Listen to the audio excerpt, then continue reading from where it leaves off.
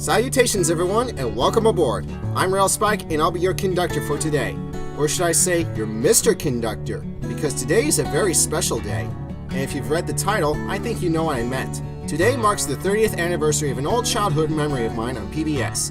And while it is related to Thomas the Tank Engine, this series in particular is the reason why our little blue friend is here in the first place. And the series in question is none other than Shining Time Station. I don't know about you guys, but I can honestly say that Shining Time Station is heavily overlooked by many people. Kids of today have never even heard of it aside from Thomas as a standalone show. And for those who aren't familiar with the backstory behind Thomas and Shining Time, I'll recap from what I said in my written review in The Adventure Begins, as well as adding some other bits of information here and there. Waiting there for you.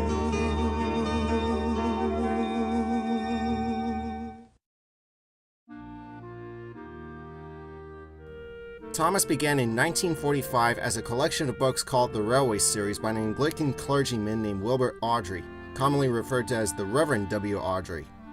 While they're essentially based on actual railway-related events in the United Kingdom, he initially made them to entertain his son Christopher Awdry, who was on the verge of recovering from the measles at the time. Reverend Awdry wrote a total of 26 books before Christopher took over until the final book is published in 2011. In 1953, Reverend Awdry made an attempt to make a televised adaptation with the third story from the three railway engines entitled The Sad Story of Henry, also known as Come Out Henry in the US.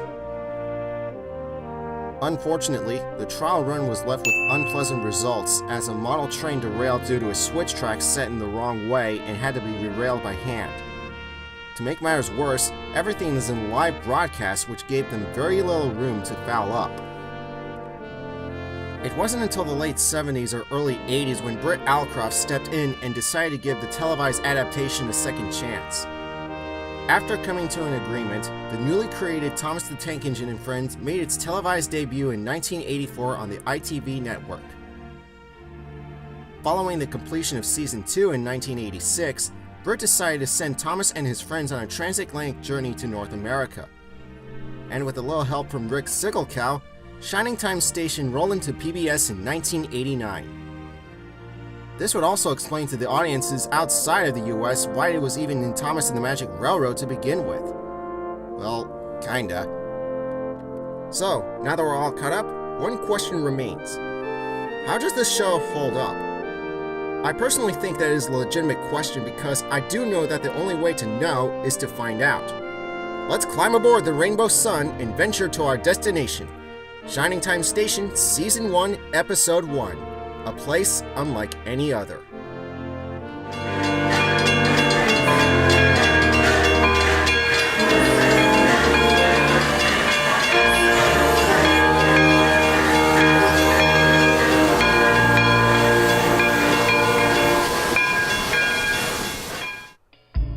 The episode starts off by introducing our two characters, Stacy Jones, played by Dee Dee Khan, and her nephew, Matt, played by Jason Woliner. Just to be clear, the station is part of the Indian Valley Railroad.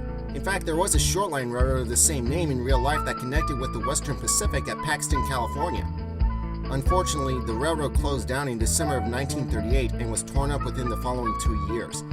And keep in mind on what Stacy said to Matt about the station. It's, nice. Yeah, it is, isn't it? And I'm gonna let you in on a little secret. There's just something about this place. And by that, I'm guessing she meant that there's something that makes this station unique. Our tour of the station begins at the information desk where passengers can ask questions on the arrival of the trains and other information in the region. It's like doing a Google search, but without using the internet. And I'll let them demonstrate on how it's done.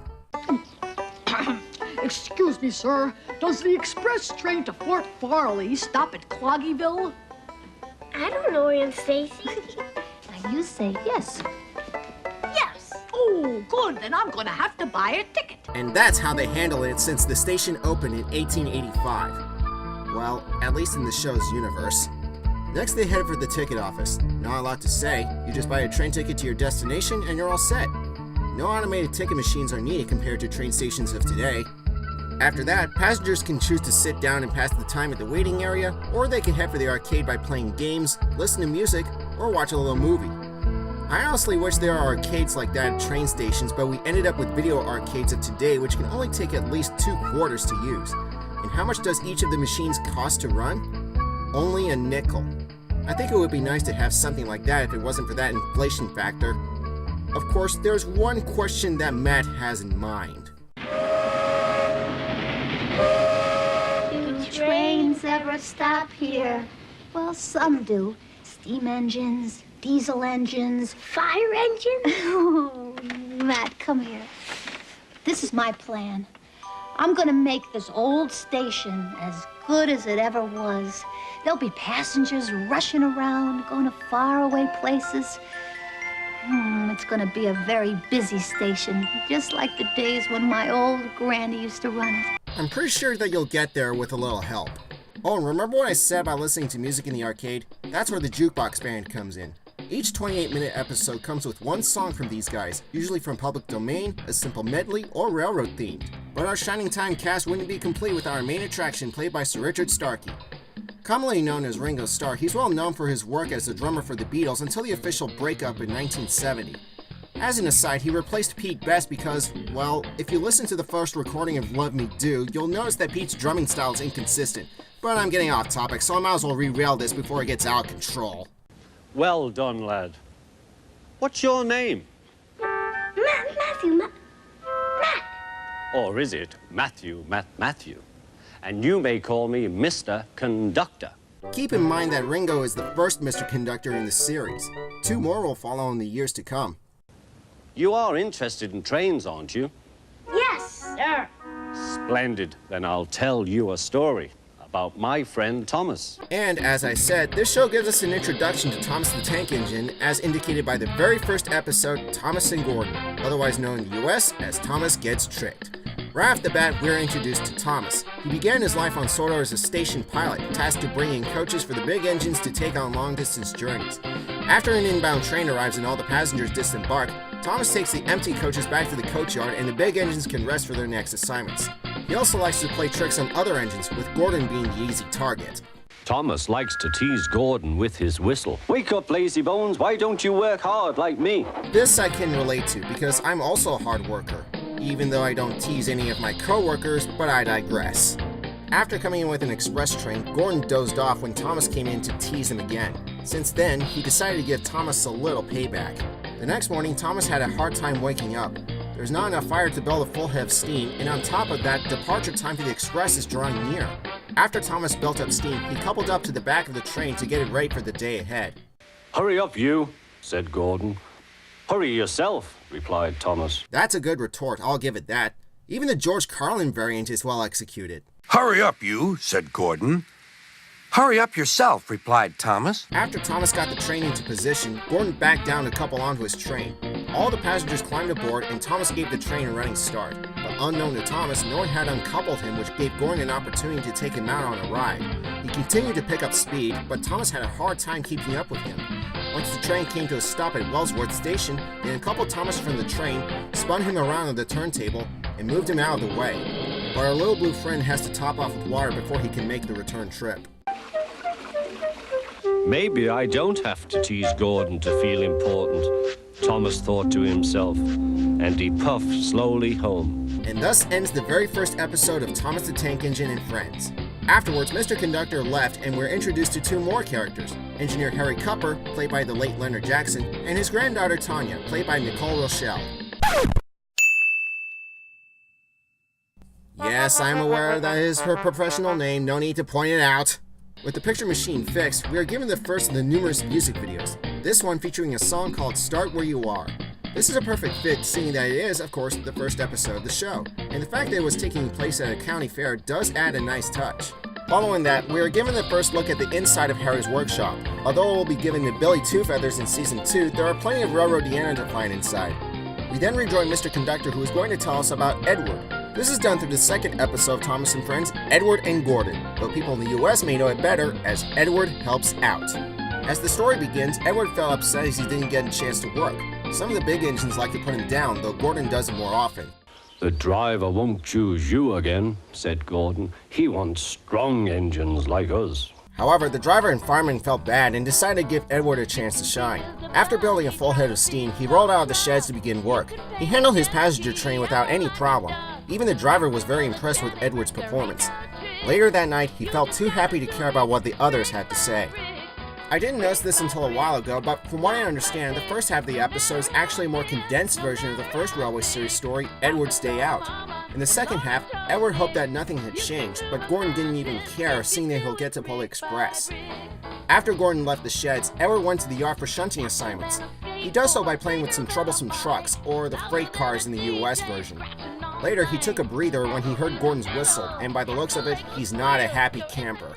Instead of nice shining coaches, he was pulling a very dirty freight train. A freight train, a freight train, a freight train, he grumbled. You know, Gordon has a knack for letting his words come back to bite him in the tender, and it is especially true in Thomas and Friends Season 5.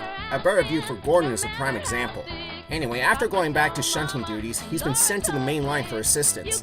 At the hill, Gordon is stuck about halfway up and refuses to cooperate because he claimed that the noisy cars can hold an engine back, which is kind of hard to believe seeing that the train is made up of 6 cars and the hill is on a moderate 1.75% grade. Well, whatever the case may be, Edward got to be Gordon's banker, or rear-end helper. After giving a shove, Gordon didn't get to thank Edward. I guess that he doesn't want to ruin any kind of pride he has, but he still needs to understand that Edward is not the kind of engine to look down on.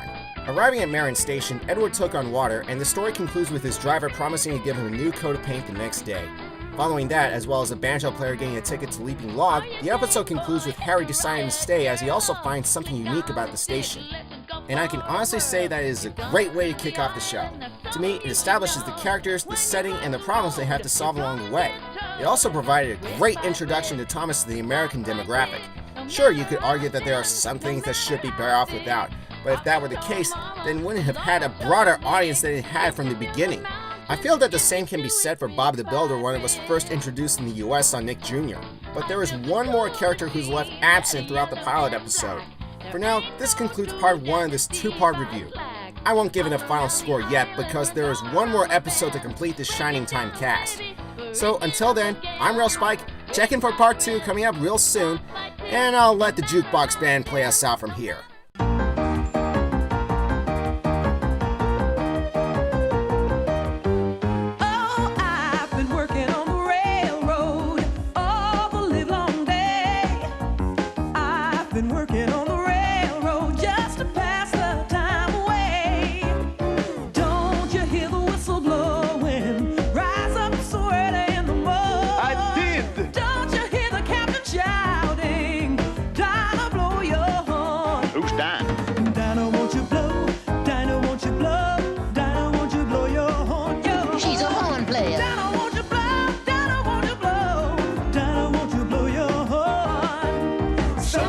Kitchen with Dinah. Someone's in the kitchen, I know. Ow, ow, ow! Someone's in the kitchen with Dinah. Strumming on the old banjo, singing the fee-fi, fiddly-I-O, fee-fi, fiddly-I-O, whoa, fee-fi, fiddly-I-O, strumming on the old banjo. Oh, I've been working on the railroad.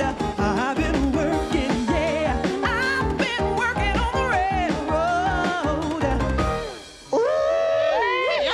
I like it like that. Girlfriend. Early in the morning.